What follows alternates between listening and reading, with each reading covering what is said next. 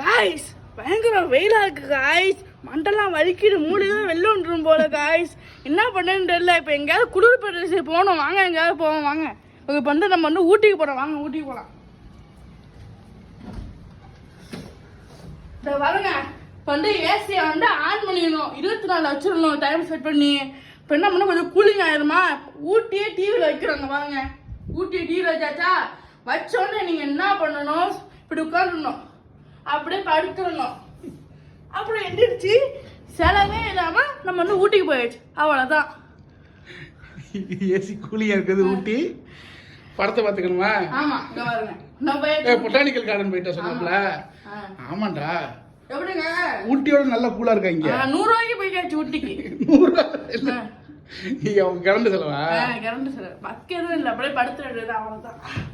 சரி சரி சரி. முன்னாடி யாராவது ஊட்டிலாம் போவாதீங்க ஃப்ரெண்ட்ஸ். ஏசியை போட்டு படுத்துக்குங்க. அவ்வளவுதான். Okay okay bye.